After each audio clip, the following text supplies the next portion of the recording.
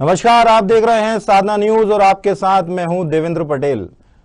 मध्य प्रदेश में बीजेपी कांग्रेस का फोकस अब आदिवासियों के बाद दलितों की 16% आबादी पर है। यही वजह है कि संत रविदास का भी राजनीतिकरण हो गया है। एक तरफ जहां बीजेपी इस वोट बैंक को साधने के लिए पंचायत स्तर तक बड़े आयोजन करने की तैयारी में जुट गई है, तो वहीं पूर्व मुख्यमंत्री कमलनाथ सागर में मेगा शो करने वाले हैं।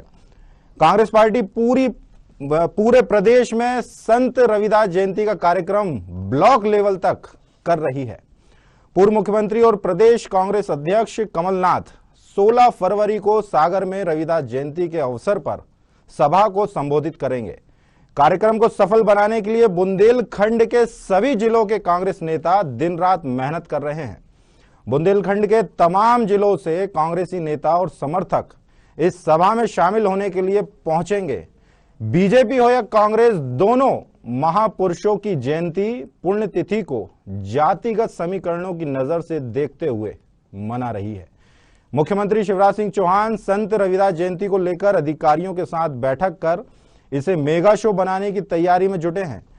हालांकि आज जैसी खबर आई है कि वो कोरोना पॉजिटिव हो गए हैं, इसको लेकर वो वर्चुअल कार्यक्रम में शामिल होंगे और इसके बाद इस मौके पर देखा जाए तो बीजेपी संगठन बूथ स्तर तक भजन मंडली और कार्यक्रम करने की तैयारी पूरी कर ली है बीजेपी ने। ऐसे में ये तो साफ है कि मध्य प्रदेश में 16% दलितों को साधने के लिए बीजेपी और कांग्रेस एड़ी चोटी का जोल लगा रही है। दोनों पार्टियां एक दूसरे पर नकल करने का आरोप भी लगा रही है। मंत्री विश्वास सारंग की माने तो उन्होंने कहा है कि महापुरुषों की जयंती वो हमेशा से ही मनाते बीजेपी रही है और कांग्रेस इसकी नकल कर रही है। ये उनका चुनावी एजेंडा है। वहीं वरिष्ठ कांग्रेस नेता के मिश्रा ने पलटवार करते हुए यह कह दिया है कि चुनाव की नजदीकियों को देखते हुए बीजेपी को अब महापुरुष याद आ जाते हैं। देखिए दोनों ने, बीजेपी और कांग्रेस ने क्या कहा। नकल कर रही है और कांग्रेस का ये चुनावी एजेंडा है। कांग्रेस केवल वोट बैंक की राजनीति के लिए इस तरह के कार्यक्रम करती है। यदि कमलनाथ जी को रविदास जयंती का कार्यक्रम आयोजित करना था तो 15 महीने वो सरकार में रहे तो इस तरह के महापुरुषों के कार्यक्रम उनने आयोजित क्यों नहीं किए। हमने जब भगवान बिरसा मुंडा के प्रति कृतज्ञता ज्ञापित करने का कार्यक्रम किया तो यही कमलनाथ जी ने कहा कि हम फिजूल खर्ची कर रहे हैं। कांग्रेस की सरकार में नेहरू परिवार की महिमा मंडन होता है तो वो फिजूल खर्ची नहीं होती, पर हमारी सरकार में यदि हम हमारे भगवान, हमारे महापुरुषों के प्रति कृतज्ञता ज्ञापित करते हैं तो कांग्रेस कहती है फिजूल खर्ची है। ये कांग्रेस का चुनावी एजेंडा है, परंतु ये जनता है, सब जानती है। यदि चुनाव को मद्देनजर रखते हुए आप कुछ करते हो तो उसमें आपको सफलता कभी भी नहीं मिलती। विश्वास सारंग जी कुछ भी कहते रहे, संत रविदास जी को लेकर कांग्रेस पार्टी ने हर वर्ष उनके सम्मानार्थ समाज के साथ में कार्यक्रम किए हैं। पिछली बार भी माननीय कमलनाथ जी ने उसमें शिरकत की थी। कांग्रेस के कई लीडर उन कार्यक्रमों में हर जिलों में जाते हैं। भारतीय जनता पार्टी को जरूर चुनाव की नजदीकियों के देखते हुए कहीं बिरसा मुंडा जी याद आते हैं, कहीं टंटिया मामू याद आते हैं। अब सरकार के स्तर पर रविदास जी की जयंती मनाने की तैयारी कर रहे हैं। हमने सुना कि आज मुख्यमंत्री जी ने सरकार के चुनिंदा अफसरों और मंत्रियों के साथ बैठक भी आज की है। तो सरकार को तो सिर्फ चुनाव के वक्त याद आती है महापुरुषों की। ऐसे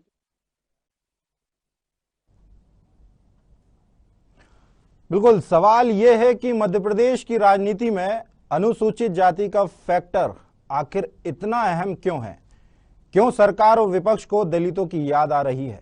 आज इसी मुद्दे पर बात करेंगे और टटोलने की कोशिश करेंगे कि क्या वाकई में कास्ट पर पॉलिटिक्स फास्ट है। हमारे साथ 3 खास मेहमान जुड़ रहे हैं। बीजेपी से प्रवक्ता गीत धीर, कांग्रेस प्रवक्ता रवि वर्मा और हमारे साथ वरिष्ठ पत्रकार साधना न्यूज के संपादक अनूप सक्सेना जी हमारे साथ मौजूद हैं। तीनों मेहमानों का मैं बहुत बहुत स्वागत करता हूं। सबसे पहले मैं गीत जी आपके पास आता हूं। बिल्कुल ये मानकर हम चर्चा को आगे बढ़ाते हैं कि राजनीति में धर्म के नाम पर कोई पाखंड नहीं करता, लेकिन सागर में संत शिरोमणि रविदास महाराज की जयंती पर जो कार्यक्रम आयोजित होने जा रहा है, जिसमें प्रदेश अध्यक्ष कमलनाथ शामिल होने वाले हैं, उसे किस नजर से देखते हैं आप? देखिए, कांग्रेस का काम केवल और केवल ढोंग करना बचा है। ये ढोंग ही एक ऐसी वजह है जिसके कारण ये देश में केवल 3 राज्यों में समेट के रह गई, जबकि राष्ट्र में बीजेपी का जो वर्चस्व है वो निरंतर बढ़ते जा रहा है, क्योंकि धरातल पे कार्य कर रही प्रत्येक वर्ग को सम्मान दे रहे हैं। रविदास जयंती की जहां तक के बात की जाती है, हम संत रविदास जी को न केवल आदर आज से दे रहे हैं, बल्कि भारतीय जनता पार्टी यानी कि 1980 से जब से भारतीय जनता पार्टी का निर्माण हुआ है, उसके पहले जो है भारतीय जनता पार्टी का चुनाव चिन्ह अलग था और भारतीय जनता पार्टी उसके पहले भी मनाती थी, परंतु 1980 के तो प्रमाण जो है अगर देखना चाहे तो इंटरनेट पे बहुत आसानी से उपलब्ध है। लेकिन कांग्रेस बता दें कब से मना रही है, और ना केवल रविदास जयंती, बल्कि जैसा मैंने बोला कि हमारा तो जो विचारधारा है वो सबका साथ, सबका विकास, सबका प्रयास और सबको साथ लेकर चलने की है। तो देखिए, उसके ऊपर भारतीय जनता पार्टी ना केवल कार्य कर रही है बल्कि अमल कर रही है। गीत जी, मैं दोबारा आपके पास आऊंगा, कुछ गीत जी दोबारा आपके पास आऊंगा, उसके बाद पहले मैं रवि वर्मा जी के पास आता हूं। गीत जी, कुछ तकनीक खामी आ रही है आपके जुड़ने में, आपसे जुड़ने में।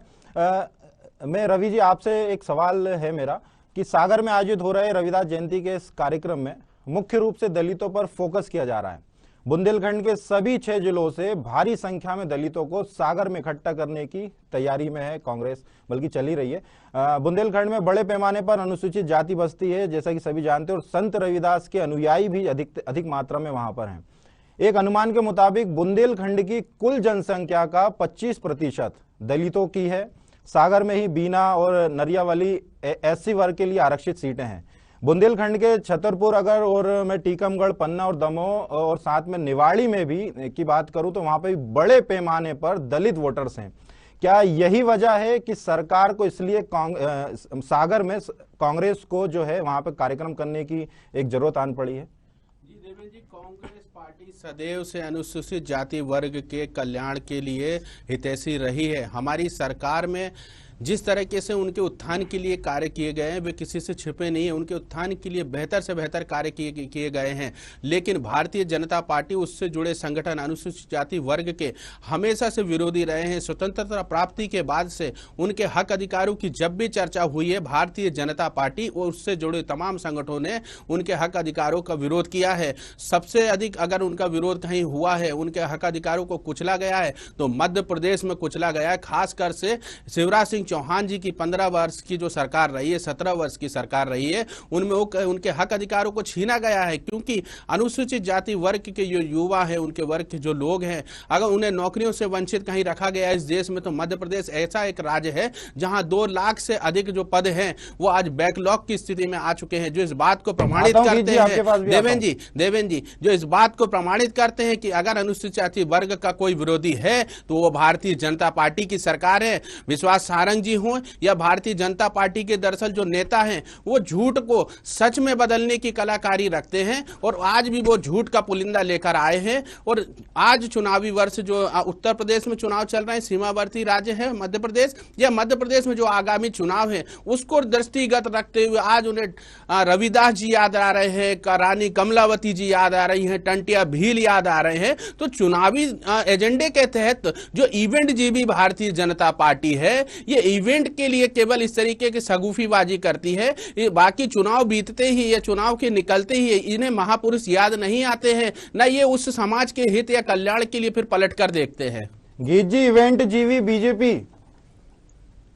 जी, वैसे तो देखिए, रवि भाई जो हैं एक काबिल व्यक्ति हैं, मैं व्यक्तिगत रूप से भी उनको जानता हूं, परंतु इनको पार्टी का अपना सम्मान रखना है, शायद इसलिए ऐसी बात कह रहे हैं। ये देखिए, अभी इन्होंने बोला कि हमने सम्मान नहीं किया। अभी सबको मालूम है कि पिछड़ों का और अल्पसंख्यक का और जनजाति और अनुसूचित जनजाति का अपमान किसने किया। अभी जहां तक के आरक्षण की बात की जाए, सबके सामने तमाशा।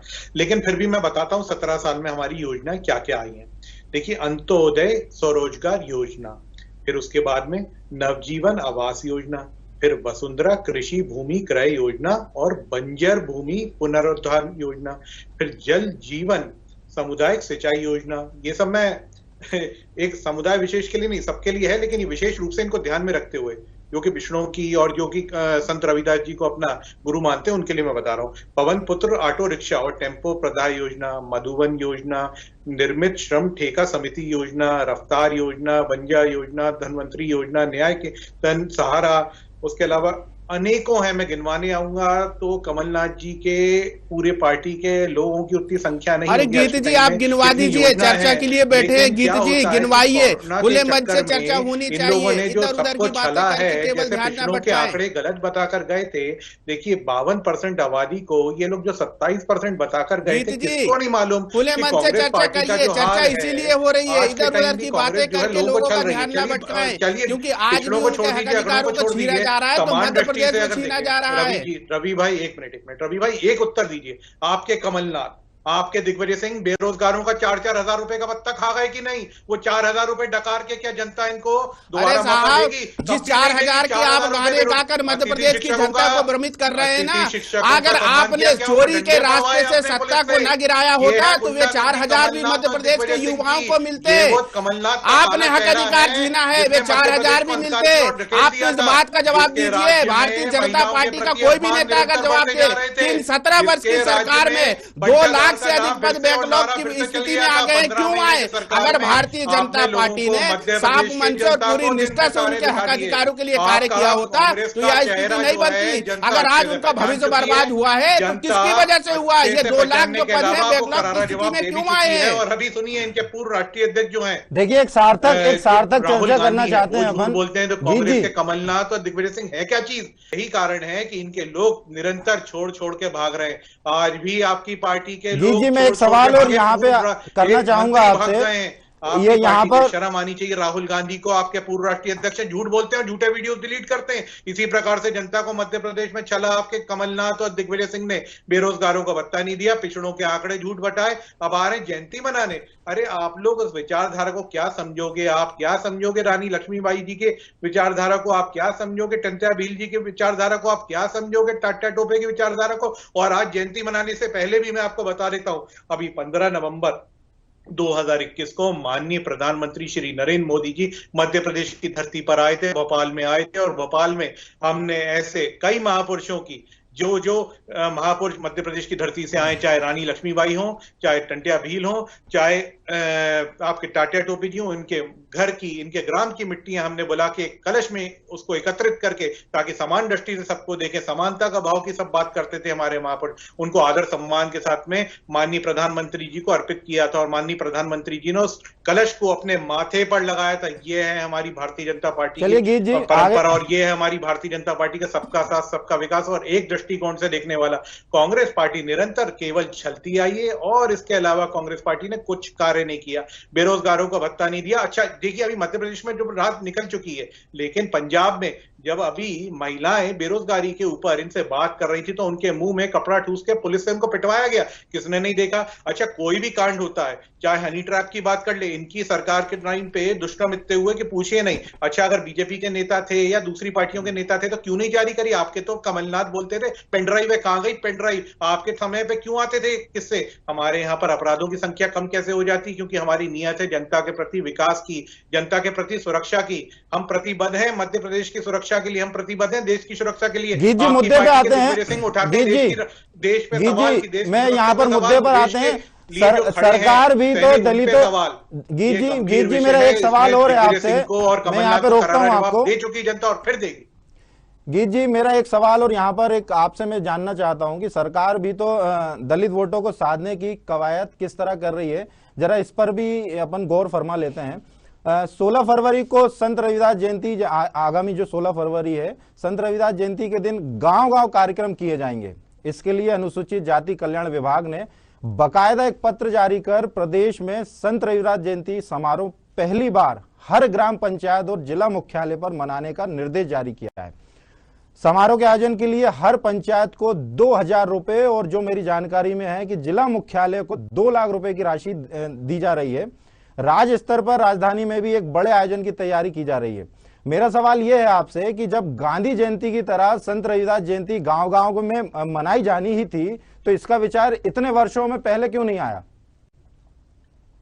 देखिए विचार तो निरंतर होता रहा है और निरंतर हम परस्पर इस पे आगे बढ़ते भी रहे हैं, लेकिन कोरोना की दृष्टि से 2 साल जो थे प्रोग्राम्स वर्चुअल हो रहे थे और वर्चुअल अगर पिछले साल देखेंगे तो वर्चुअल ये प्रोग्राम मनाया गया था। और अभी मैं की जो बात करूं, जो योजना हमारी लागू की गई थी पिछले 2 साल में, मैं आपके चैनल पे अपने फोन के माध्यम से दिखा भी रहा हूं, तो इस पे जो है ये देखिए योजनाएं जो है मध्य प्रदेश शासन की है, उनके बारे में जनता को जागरूक किया जाए, ताकि अगर कोई हितग्राही किसी योजना से वंचित रह गया है मुख्य रूप से, इसलिए इसको धरातल पे एकदम जमीनी स्तर तक के कार्यक्रम इसलिए ले जाया जा रहा है, अगर कोई व्यक्ति वंचित रह गया है तो दोबारा से उसका योजना का लाभ उठा पाए, हम उस व्यक्ति को पहचान पाए, क्योंकि हम नहीं चाहते कि किसी भी वर्ग से व्यक्ति आए परंतु किसी भी योजना से वंचित रह जाए। तो निश्चित रूप से भारतीय जनता पार्टी की जो सोच है वो जनता के हितकारी है और जनता के लिए कार्य करते हैं। भारतीय जनता पार्टी की जो मैंने योजना दिखाई, ये अपनी 70 साल में एक योजना बताने, मैं वो बोलता रहा हूँ योजना, क्योंकि जब हम ये मुझे भी नाम याद, चलिए यहीं से मैं 70 साल पे आता हूँ, यहीं से मैं 70 साल पे आता हूँ और सवाल में रवि जी से पूछता हूँ। योजना के तहत फायदा मिला। आज मेरे को भोपाल में भी कई लोग मिलते हैं, बोलते हैं कई बार कि इस ऑटो में ऑटो वाला बोलता है कि मुझे योजना का फायदा मिला। लेकिन देखिए ये कांग्रेस क्या जाने, ये तो हेलीकॉप्टर से नीचे उतरते नहीं है, गाड़ी से नीचे उतरते नहीं है, और फिर जब ये गांव जाते हैं तो इनके छिंदवाड़ा क्षेत्र में इनके कमलनाथ को बोल दिया था चलो चलो यहाँ से घर चलो अपने। तो ये हाल जो है कांग्रेस पार्टी का इसलिए हो रहा है क्योंकि इन्होंने काम किया नहीं है, और भारतीय जनता पार्टी इसलिए धरातल पर जा रही है क्योंकि जनता का हित चाहती, जनता को हर योजना के बारे में अवगत करवाना चाहती है। जनता के हित की बात आप कर रहे हैं, 70 साल का आपने जिक्र किया। रवि जी यहीं से मैं एक सवाल आपसे जानना चाहता हूं, आखिर आपको भी क्यों अब रविदास जी की याद आ रही है? आप 70 वर्षों से अपन ने भी शासन किया, कांग्रेस ने भी शासन किया, तब क्यों नहीं इस दिशा में विचार किया गया? जी देवेंद्र जी, कांग्रेस पार्टी, मैं पुनः उस बात को दोहरा रहा हूं कि अनुसूचित जाति वर्ग के लोग हों या दलित वर्ग के लोग हों, इनके हित कल्याण के लिए हमेशा से आगे रही है। और सभी महापुरुषों की जयंती हमारे प्रदेश कांग्रेस कार्यालय में समय समय पर बिल्कुल मनाई जाती है। ऐसा नहीं कि आज हमें याद आ रहे हैं, लेकिन इवेंट जी भी भारतीय जनता पार्टी है जो इवेंट के रूप में आज वो जिले जिले मना रही है। 17 वर्ष में रानी कमला को क्यों याद नहीं किया गया? टंटिया भील क्यों याद नहीं आए? रविदास जी क्यों याद नहीं आए? आज उनको क्यों याद आ रहा है? क्योंकि जमीन खिसक चुकी है। आज से 2 दिन पूर्व देवेंद्र जी 2 दिन पूर्व की घटना बता रहा हूं, उससे 4 दिन पूर्व की घटना बता रहा हूं। छतरपुर में एक दलित वर्ग के युवा को आज भी घोड़ी नहीं चढ़ने दिया जाता है। उसके 2 दिन बाद फिर घटना घट जाती है। राजधानी से कुछ किलोमीटर की दूरी पर राजगढ़ में एक शादी समारोह में अच्छा खाना खाने की वजह से उनके खाने को फेंक दिया जाता है, उनके डीजे को बंद कर दिया जाता है। मध्य प्रदेश की शिवराज सरकार का ये सुशासन है। आज भी दलितवासी जो दलित वर्ग के जो युवा हैं या उनके घर परिवार हैं, आज भी उनके साथ लगातार उनके साथ जो है अत्याचार जारी है। ये है सुशासन भारतीय जनता पार्टी का। नरोत्तम मिश्रा जी गृह मंत्री होने के नाते तमाम तरह की बातें करते हैं, तमाम तरह के जो है इवेंट करते हैं। आज भी वे सुरक्षा मुहैया नहीं करा पा रहे हैं। क्यों नहीं करा पा रहे हैं? क्योंकि भारतीय जनता पार्टी की जमीन खसक चुकी है। मेरा आग्रह है, और जिस अधिकारी को दुआई दे रहे हैं ना, मैं खुद एक दलित परिवार से आता हूं और कांग्रेस पार्टी की उपलब्धि है कि आज मुझे से एक साधारण से गरीब परिवार से आने वाले व्यक्ति को कांग्रेस का प्रवक्ता बनाया जाता है। अगर भारतीय जनता पार्टी में साहस हो तो मध्य प्रदेश में एक दलित व्यक्ति को मुख्यमंत्री के लिए प्रोजेक्ट करे, जिस तरह से हमने पंजाब में किया है।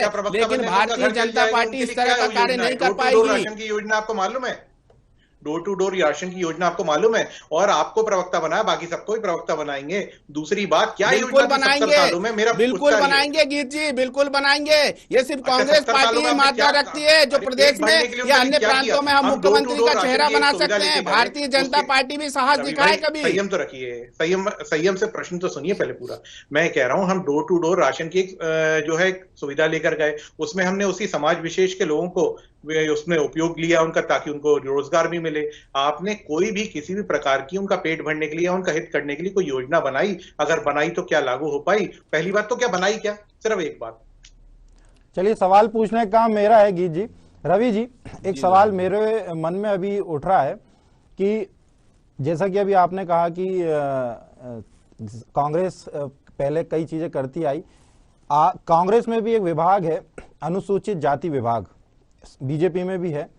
इसका सवाल मैं गीत जी से ही पूछूंगा, लेकिन पहले आपसे पूछता हूं, ऐसी कोई योजना जो कांग्रेस ने का जो विभाग है अनुसूचित जाति विभाग, उसके प्रदेश अध्यक्ष भी हैं चौधरी जी, आपके कुछ नॉलेज में ऐसी कोई चीज है जो इस जाति वर्ग के लोगों के लिए कुछ उचित कल्याण की चीजें कांग्रेस द्वारा की गई हों? जी हमारी सरकार रहते हुए माननीय दिग्विजय सिंह जी के शासनकाल में जो उनके भत्ते हुआ करते थे उनको बढ़ाने का कार्य किया। जो उनके जाति प्रमाण पत्र बनने की जो कठिन एक जो प्रक्रिया थी उनको हमने कमलनाथ जी की सरकार में सरलीकरण का काम किया। उमा भारती जी के शासनकाल में इस तरह का दुराचार किया गया कि उनसे 50 साल का रिकॉर्ड मांगा गया। तमाम तरह के ऐसी जटिल प्रक्रियाओं में उन्हें फंसा दिया गया कि वे काम धंधे से लेकर सामाजिक जीवन जीने में जो है असफल हो गए। लेकिन कमलनाथ जी की सरकार ने उनको इस तरह की सुविधाएं देने का कार्य किया, तमाम तरह के भत्ते बढ़ाने के कार्य किए, नौकरियों में हमने उनको जो है रिलैक्सेशन देने का और काम किया, अधिक से अधिक उनके लिए पद निकाले गए।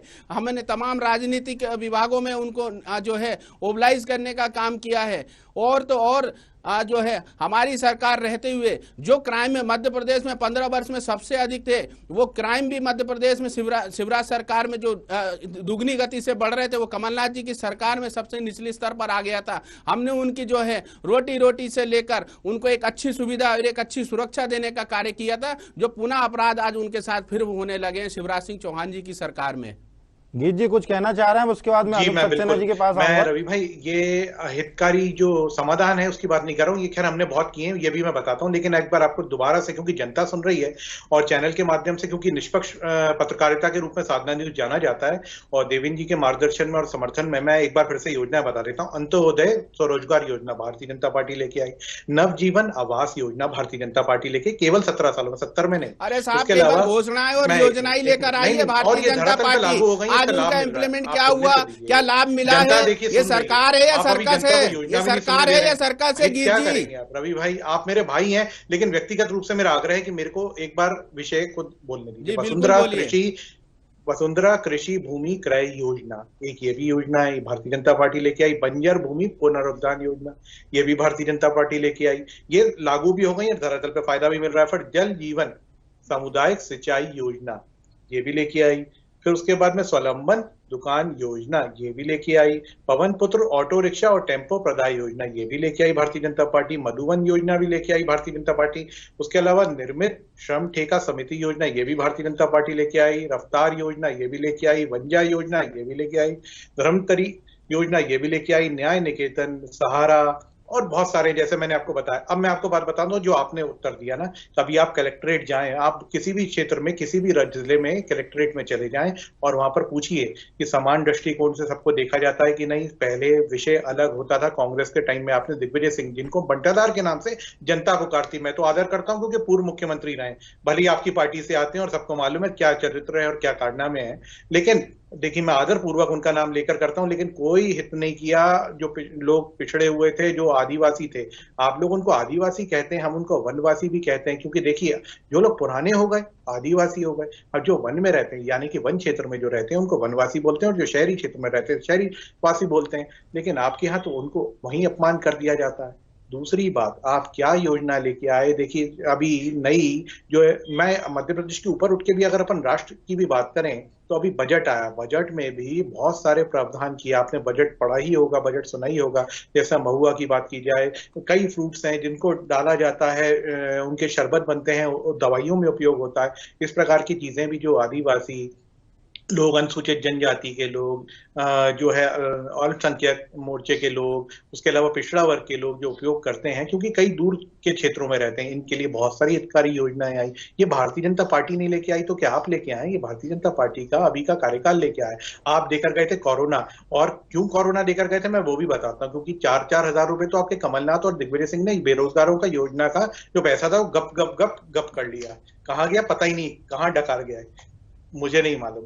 दूसरी बात, किसानों को ऐसा चला कि उनका अता पता नहीं था। हमारी सरकार ने आते हुए किसानों का कोरोना में सिंगल क्लिक के माध्यम से पैसा 32,000 करोड़ रुपए जमा करवाया। अभी उसके बाद सबसे बड़ा छूट, वो पिछड़ा वर्ग का 27% आरक्षण के लिए इतना बड़ा 52% जनसंख्या वाले लोगों को आपने 27% बता दिया। उसके बाद कोर्ट में आपका कोई महाधिवक्ता खड़ा नहीं होता, सब भग गए। अच्छा, क्या कांग्रेस उसके बाद आज कमलनाथ रख के क्या बोलते हैं? कमलनाथ आज बोलते हैं कि हमारा तो कोई आदमी कोर्ट में गया ही नहीं। तो विवेक तनखा क्या दूसरी पार्टी से आते हैं? क्या जनता मूर्ख है? आप जनता को ऐसे समझते हैं? जनता बिल्कुल भी मूर्ख नहीं है। 80s और 70s का देश नहीं है जब जनता जागरूक नहीं थी। डिजिटल इंडिया के माध्यम से हमने बहुत जागरूक जागरूक कर दिया जनता को। बिल्कुल बिल्कुल, जनता कहते भी हैं कि ये पब्लिक है, सब जानती है। कांग्रेस को मैं अगला सवाल में हमारे साथ हमारे संपादक अनूप सक्सेना जी जुड़े हुए हैं, मैं उनसे करना चाहता हूँ कि अनूप जी से आग्रह है कि मैं गीत जी प्लीज आप बीच में रोकना चाहता हूँ और जनता के लिए हितकारी योजना लेकर। मैं तो विपक्ष भी सरकार का काफी बखान कर दिया है आपने, इस बारे में विचार करता हूं, क्योंकि अगर हमारी कोई गलतियां हैं तो उसके ऊपर भी ध्यान केंद्रित करवा जाए ताकि जनता का हित हो,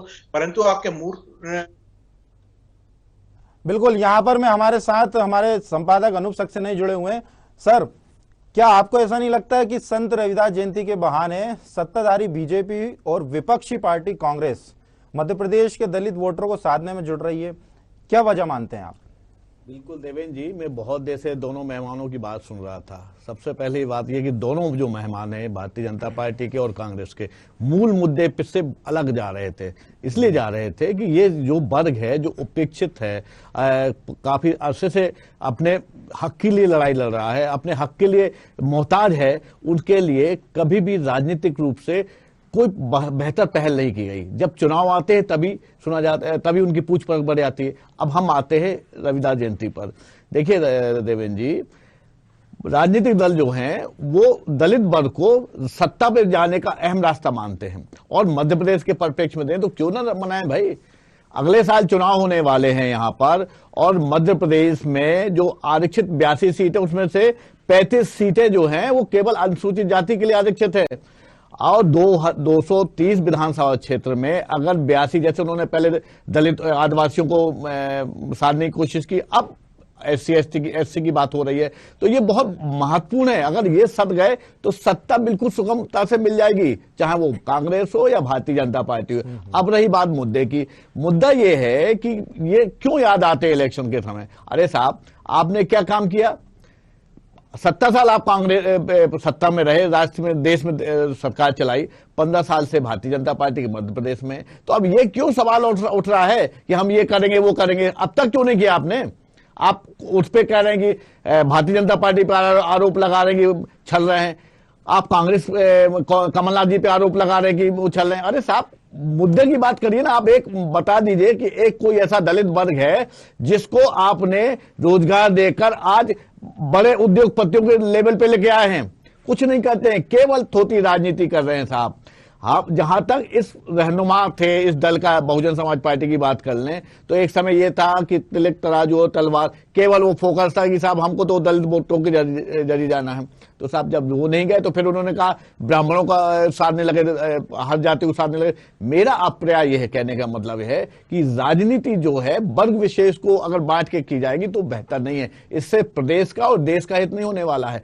उत्थान करिए, काम करिए, इस जनजाति हो या अनुसूचित जाति है, इनके उत्थान के लिए काम किया जाए, इनके लिए पॉलिसी होना चाहिए। आप पॉलिसी तो बहुत गिना दी है आपने गीत जी, इतने सारे काम गिना दिए, स्पेसिफिक सभी के लिए है ये सारी योजनाएं जो आप बता रहे हैं। लेकिन आप एक, मैं जो फिर से दोहरा रहा हूं कि एक उदाहरण बता दीजिए हमें ना कि आपने क्या काम किया। शिवराज जी बहुत अच्छा काम करते, नो डाउट, मैं उसका इसके लिए प्रशंसक हूं, वो चिंतित रहते हैं। लेकिन क्या धरातल में ये काम हो रहा है, ये आपको एनालिसिस करने की जरूरत है। आप जैसे कार्यकर्ताओं को एनालिसिस करने की जरूरत है। ये जनता है, सब जानती है, जैसा आपने कहा। और आप जब चुनाव आ गए तो फिर आप सामने पहुंच गए। तो साहब, राजनीति हट के मनाइए, रविदास जयंती मनाइए, और यहां संकल्प लीजिए कि इस बार हम दलितों को आगे बढ़ाने का काम करेंगे। संकल्प सभी को लेने की आवश्यकता है। समय की थोड़ी पाबंदी। एक अंतिम सवाल मैं दोनों प्रवक्ताओं से पूछूंगा। सबसे पहले मैं रवि जी आपके पास आना चाहता हूं। चंद शब्दों में मैं उसका जवाब चाहूंगा कि रविदास जयंती मनाकर समाज को क्या संदेश देना चाहती है पार्टी? जी, कांग्रेस पार्टी सदैव से इनकी पक्षधर रही है और रहेगी। हमारा संदेश साफ है कि इनके हक अधिकारों के लिए जहां बात आएगी, कांग्रेस पार्टी पूरी तन्मयता के साथ, पूरी दृढ़ता के साथ इनकी लड़ाई लड़ेगी। लेकिन भारतीय जनता पार्टी की तरह इवेंट जेबी कार्य कभी नहीं करेगी। सरकार रहते भी और सरकार ना रहते भी कांग्रेस पार्टी इन तमाम वर्ग के साथ खड़ी है और खड़ी रहेगी। और अन्य थोड़ी सी चर्चा में उसको मैं आपसे इजाजत लेकर चाहूंगा। अभी कृषि किसानों की बात कर रहे थे मेरे मित्र साथी। लोकतंत्र के पवित्र मंदिर में भारतीय जनता पार्टी की सरकार स्वीकार करती है कि कमलनाथ जी की सरकार ने 27 लाख किसानों का कर्ज माफ किया है, लेकिन भारतीय जनता पार्टी के नेता सदन से बाहर आते ही गीत जी हो या विश्वास सारंग जी हो या खुद शिवराज सिंह चौहान जी हो, झूठ कहते हैं, झूठ बोलते हैं कि कर्ज माफ नहीं हुआ है। आखिर गीत जी बताएं कि झूठा कौन है। चलिए अपन मुद्दे से भटक रहे हैं। गीत जी, एक अंतिम सवाल में आपसे लेना चाहूंगा। वाले लोग हैं, ये इवेंट जीवी लोग हैं जो केवल झूठ के बल पर राजनीति करते हैं, ये सत्ता व्यवस्था के लुटेरे लोग हैं। गीत जी, एक अंतिम सवाल आपसे भी चंद शब्दों में उसका जवाब चाहूंगा। रविदास जयंती के आध्यात्मिक ज्ञान से कितने परिचित हैं आप? रवि जी तो नाम तो इनका भी रवि है। जो है वो निश्चित रूप से हम प्रत्येक वर्ष मनाते आए हैं, तो इसके विषय में मैं निरंतर पढ़ता रहता हूं। और इसके पहले मैं एक बात और आपको बता दूं कि मैं लाइब्रेरी डिपार्टमेंट में बैठता था, तो उसमें जितने हमारे महापुरुष रहे, जितने संत रहे, उसके ऊपर ही सबसे पहले मेरा अध्ययन रहा है। और मेरी पार्टी के जितने लोग मेरे से मिलने आते हैं, ये हमारी पद्धति रही है, तो उनसे मैं सवाल पूछता था, अंत्योदय क्या है, पार्टी के अन्य विचार पूछता था, संत रविदास जी कहाँ रहते थे, क्या विचार थे, उन्होंने क्या क्या काम किया, गुरु गोविंद सिंह जी के बारे में प्रश्न करता था। तो इस प्रकार के प्रश्नों से न केवल मैं जनता को जागरूक करता हूं, जो अपने कार्यकर्ताओं को जागरूक करता हूं, ताकि उनके विषय में लोग अगली बार से पढ़ के आए और ज्ञान उनके बारे में जनता तक के पहुंचे। अभी वर्तमान में भी जो हमारी रविदास जयंती मनाने की जो मंशा है, जैसे हम हर प्रत्येक वर्ष मनाते रहते हैं, लेकिन हमारे यहाँ पे सिर्फ जयंती बनाना एक लक्ष्य नहीं है, उनके बारे में जनता को क्या प्रेरणा मिले और उनके से संबंधित जो वर्ग विशेष के लोग हैं वो अगर किसी योजना से वंचित ना रह जाएं, ये भी हमारा कर्तव्य बनता है। तो कर्तव्य और जयंती दोनों पे हमारा ध्यान है, हम ढोंग की राजनीति नहीं करते। अनूप सर, एक अंतिम सवाल मैं आपसे भी लेता हूँ। जी जी, गीत जी के जवाब से ही मेरे दिमाग में ये चीज आई है कि उन्होंने कहा कि जनता को एक प्रेरणा मिले। मैं आपसे ये जानना चाहता हूँ कि अगर राजनीतिक पार्टियों को क्या प्रेरणा लेनी चाहिए रविदास जयंती की? देखिए, संत रविदास जी का जो जीवन है ये निश्चित तौर पर सभी लोग जानते हैं सारी बातें। उन्होंने किस तरह से संघर्ष किया और उन्होंने किस तरह से संत का ओहदा पाया। मेरा दोनों मेहमानों से ये कहना है, संत रविदास जी हम सबके आस्था के केंद्र हैं। हमें उन्हें राजनीतिक हिसाब से उनका यूज नहीं करना चाहिए। हमें उनके सिखाए, जो उन्होंने आदर्श बताए, उनके जो उन्होंने संदेश दिया, उस संदेश के आधार पर समाज का उत्थान करना चाहिए। ये पहल होनी चाहिए। अगर ये पहल करेंगे तो निश्चित तौर पर समाज उत्थानों का समाज आगे बढ़ेगा। और फिर किसी को SC ST और सवर्ण और ब्राह्मण ये बोर्ड, इसके लिए राजनीति नहीं करनी पड़ेगी ना। संत रविदास जयंती का ध्यान देना पड़ेगा कि वो आएगा, इंतजार नहीं करना पड़ेगा। सीधे सीधे साफ बात है कि हमें अपने आपको ऐसे संतों के आदर्शों को अनुकरण करने और उसका जनता को लाभ पहुंचाने के लिए, उसके लिए हमें एक एजेंडा तैयार करना चाहिए और उसके आधार पर काम करना चाहिए, ना कि उन्हें वोट बैंक का एक जरिया मानना चाहिए। जी हाँ, बिल्कुल। जैसे कहते हैं कि मन चंगा तो कठौती में गंगा, ये कहावत आपने जरूर सुनी होगी। क्या आप जानते हैं ये कहाँ से आई? इसके पीछे एक दिलचस्प घटना है जिसका संबंध मिलजुल कर रहने, भेदभाव मिटाने और सबके भले की सीख देने वाले सामाजिक समरसता के महान संत रविदास जी महाराज से है। उनकी जयंती पर आप तीनों मेहमानों का बहुत बहुत शुक्रिया, आप हमारे साथ जुड़े। मैं एक चीज़ और कहना चाहता हूं कि उनकी जयंती पर हम भी उन्हें नमन करते हैं और आशा करते हैं कि ये जो तमाम राजनीतिक पार्टियां, खासतौर पर बीजेपी कांग्रेस के नेता हैं, अगर उनका मन चंगा है और वे वास्तव में समाज सुधार के लिए रविदास जी के माध्यम से समाज हितैषी कार्य करना चाह रहे हैं तो अच्छा ही होगा, वरना संत शिरोमणि को जरिया बनाकर राजनीति चमकाना घाटे का सौदा भी साबित हो सकता है। फिलहाल इतना ही, दीजिए इजाजत, नमस्कार।